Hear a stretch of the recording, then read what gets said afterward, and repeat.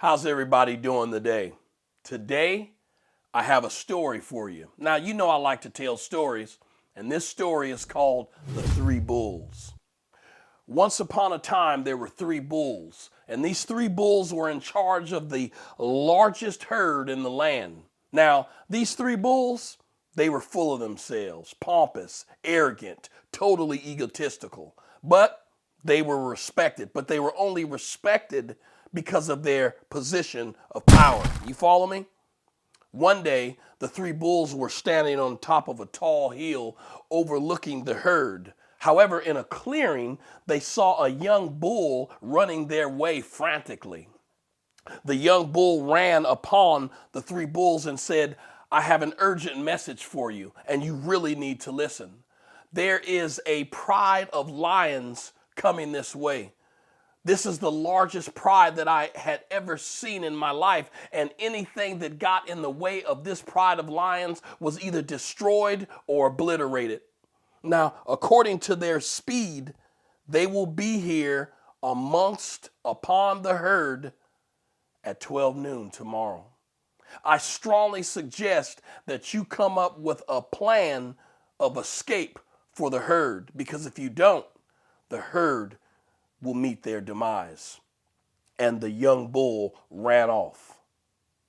The three bulls started to talk amongst each other, and the talk quickly evolved into an argument and went from an argument to an all-out war, a fight. Now, these bulls, they were arguing on who had the best idea.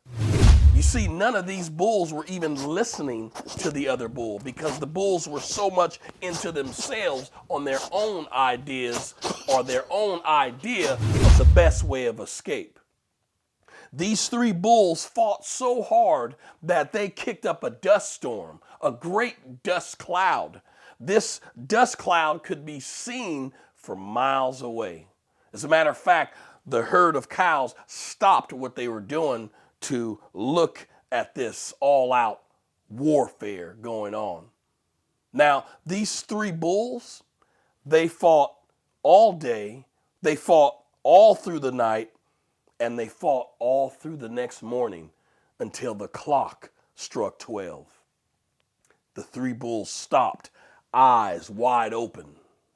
And when the dust cloud cleared and they looked to the pasture, 75% of the cows were slaughtered or carried off. You see, when the three bulls looked at the cows and looked into their eyes, what they saw was confusion, they saw fear, but what was most prevalent was disappointment and anger. You see, the cows, they didn't want to hear from the bulls of their excuses of why they couldn't come up with a plan of escape for the herd, because these cows lost calves, they lost loved ones. So the 25% of the cows ran the three bulls off, and those three bulls were never seen again. But the heartache that those cows had in their hearts of losing the loved ones stayed with them till their death. You see, the moral of the story is this: if you are a leader and you go into a situation thinking that you are thine in the kingdom and the glory, gonna have a bad time. if you're the type of leader that goes into an organization thinking that you're a know-it-all, Gonna have a bad time. if you're the type of leader that goes into a team or a church or a business or even a family, if you go in there thinking that, you're some type of dictator and people are supposed to bow down to you, Gonna have a bad time. you will find out how much power you don't have when the ones that you lead decide not to be led by you anymore. You will find out how much power you don't have when the ones that you lead turn against you in rebellion. You see, God gave us 2 eyes and 2 ears and 1 mouth. Sometimes you need to close your mouth. You need to shut up. Listen, pay attention to what's going on. That is what a leader does. You see, that's the other half of communication, and that is to listen and pay attention.